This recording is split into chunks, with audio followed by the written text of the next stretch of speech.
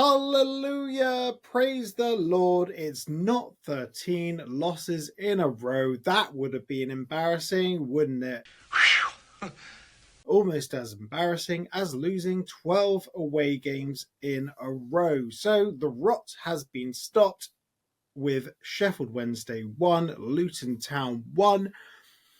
And it was an uneasy watch at times, wasn't it? I guess the positive is that we got the point away from home, because playing away from home has been a real problem for us, hasn't it? The performance in the first half was good. So I'll start from the very beginning. The team sheet was announced, and I have to say, with all the new signings that we have, I'm not saying you can throw everyone in to the team straight off the bat. So Melanik Ali, Cal Naismith, and Josh Bowler were on the bench. Fellow Asgard, he started, and I felt Asgard was pretty excellent. He looks assured on the ball when he has it. He's always showing for the ball, and that was really good. Hopefully, there'll be more opportunities for us to play him in to the game, because we don't play too much football. Probably the best passage of play actually came with our goal. But before I talk about the goal, talk about the starting lineup as well. It was a front three of Alfie Doughty, Carlton Morris, and Jacob Brown. Now, that was a bit of a weird one for me, because Jacob Brown, I don't want to say he's in last chance saloon, but he's played a part in every single Matt Bloomfield game, and he really hasn't shown very much. Today, there was a very well-worked, well-crafted free kick that Alfie Doughty found him, and Jacob Brown was in plenty of space. He held onto the ball for too long, and nothing came of it. Ball ended up just going back down the line, and then nothing happened from that. He could be one that could be potentially losing his place. I feel the squads that played today, well, the first team that played today and started the game today, could be a very different one from the team that we name against Sunderland in our next game. That's just a feeling I have, really. I don't think that is going to be our front three come the next game. Alfie Doughty is likely the only one that's going to retain his position. Played a middle two of Jordan Clark and Lamine Fanny. Now, I thought Fanny had a really good game. Fanny? Yeah, Fanny!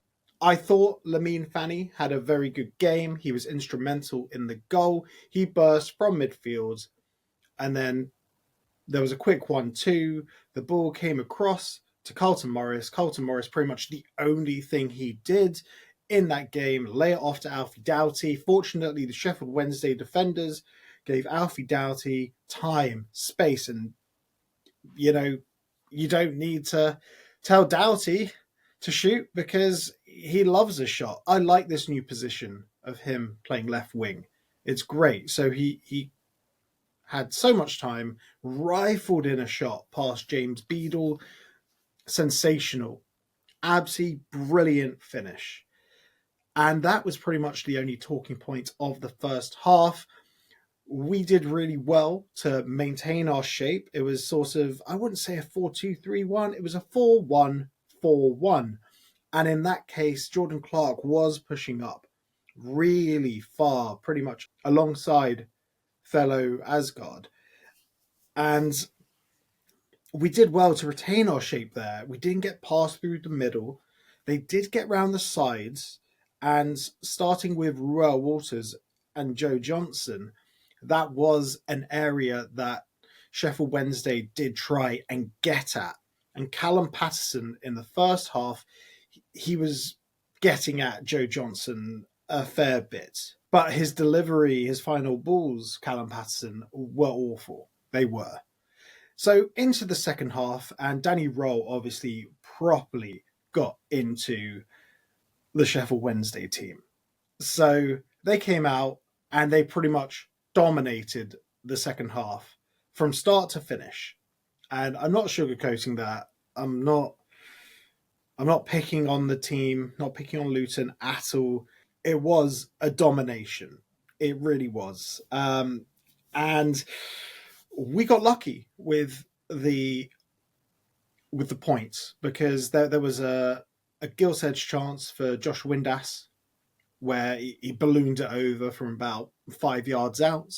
There was a great sort of last minute clearance from Joe Johnson, probably the best thing he did in that half. Unfortunately, Sheffield Wednesday were targeting him throughout that game, and there was a moment where Thomas Kaminsky was about to absolutely give him the biggest bollocking of his life, and Joe Johnson said to him, three. They had three men on me, and I felt for Joe Johnson because there was obviously no protection for him down that left-hand side. And in that passage of play as well, you see Alfie Doughty just zoom, whizzing past because he came in flying. He could see Joe Johnson was up, like a lamb with the wolves circling him. And so Alfie Doughty did what he did and zoom tried to, win the ball. Good thing he didn't get the man because that would have been an immediate red. But let's talk about what happened in the second half. So fortunately, it was a penalty. It wasn't a open play goal, so it's not a case of like the Oxford second half where it's three set pieces, bam, bam, bam, and we've lost.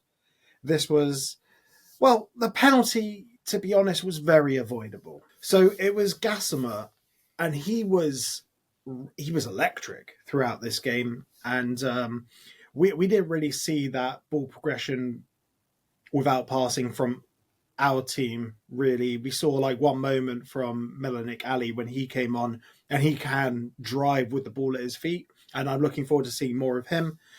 But with Gassimer, he pretty much drove from his own halfway line, and defensively we were shambolic there. Ruel Walters completely on the wrong side of him.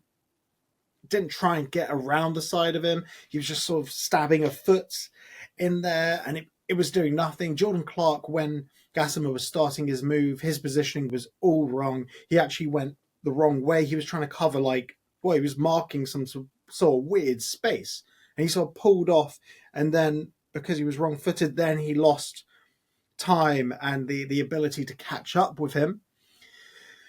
And then we were completely on the wrong side. There was no one goal side, and Lamine Fanny was trying to get in there as well until eventually he was brought down. So, yeah, it was a nailed-on pen, in my opinion. But then Michael Smith, and I'll talk about Michael Smith as well because he kind of changed the game. He took the pen, buried it. Kaminsky nearly got his hand to it. But what Michael Smith brought when coming on at half time, that is what you want from a target man. If you compare Michael Smith's contribution to this game and Carlton Morris's contribution to this game, stark contrast. Carlton Morris, other than the assist, he did nothing. He won 9 aerial battles out of 22. Michael Smith won 5 out of 8. He was dominant. Whenever the ball went into him, he held it up. It stuck to him. He brought in others into play. Carlton Morris could barely complete a pass. Now, I don't know what's happened to Carlton Morris. I don't know what's happened to Elijah Adebayo. It's very telling that we've been linked to Lasse Nordas, a big, towering striker that can sort of hold up the ball good aerially from Tromsø. And according to Fabrizio Romano, we should be seeing him pretty soon in a Luton shirt. And that goes back to what I was saying before.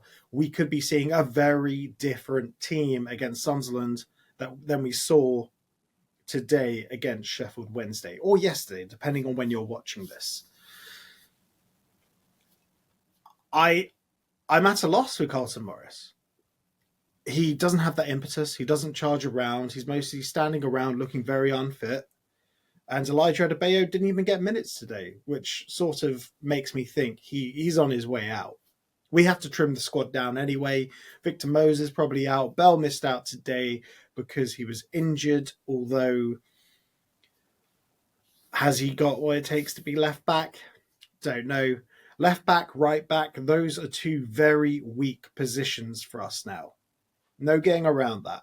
That is where teams can exploit us.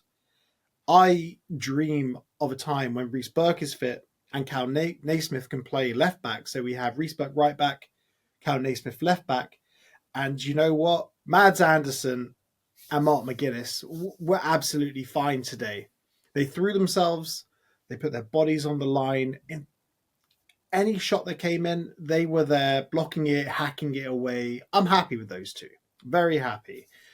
It's just a case of whether Mads Anderson in particular can stay fit, but we have Tedamengi coming back eventually. The fullback situation is worrying. Look, the window's still open.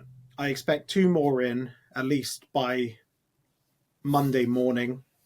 And there might be some movement Monday evening, who knows. But I expect a lot more to be going out than are coming in now. We'll see what happens. But regardless, it was a very good point on the roads. Stop the rot. Now we have we have over a week now to get some training and tactics. And before I go, very telling in Alfie Doughty's post-match where he sort of hammered home the point that now we have tactics. Don't know if anyone else noticed that. I noticed that.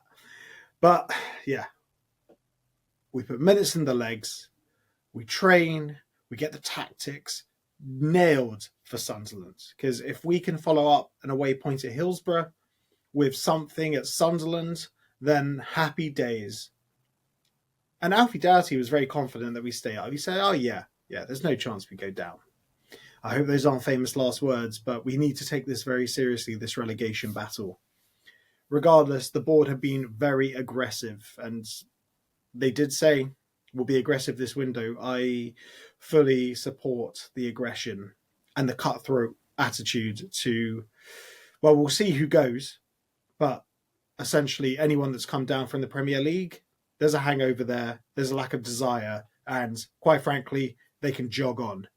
If they don't want to be here, if they don't want to, try their hardest on the pitch, they can go. I don't care. Right, we have the fan phone-in every Sunday, 9 p.m. So if you're watching this on a Sunday, please join us for the fan phone-in. We're also going to have a transfer deadline day special Monday night, 9 p.m.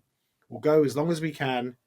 Hopefully we'll see some deals being done. But join us for that, please. And remember, subscribe. If you're watching this and you're not subscribed, hit that subscribe button, hit that bell button so you know when we're going live. As always, come on, you Hatters. And you know what? The record is not getting beaten today. Yes, point away from home.